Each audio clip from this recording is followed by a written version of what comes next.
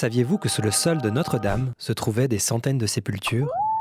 C'est ce qu'ont permis de révéler les fouilles réalisées lors des travaux de rénovation après l'incendie de 2019. Il faut imaginer, on a fouillé qu'une toute petite partie de l'intérieur de Notre-Dame, c'est à peu près 10% de la surface.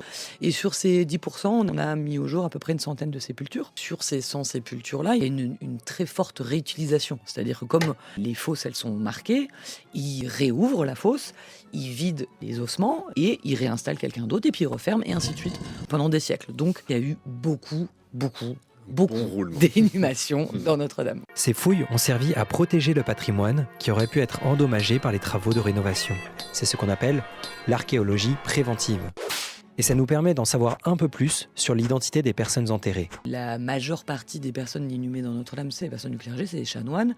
Et l'autre partie, c'est la très haute société proche du roi. Et il n'y a pas que des religieux, aussi des laïcs. Et parmi ces personnages se trouverait un des plus grands poètes français du XVIe siècle, un certain Joachim du Bellay, Joachim pour les intimes.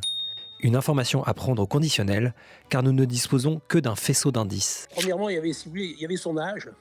Il est décédé aux alentours de 35 ans. Et on sait qu'à Notre-Dame, quand on regarde les épitaphes, les sujets décédés en dessous de 40 ans représentent que 3% de l'ensemble des sujets. Et ensuite, il avait une tuberculose cervicale qui touche 3 sujets pour 1000 dans sa tranche d'âge à cette époque-là, parfois moins.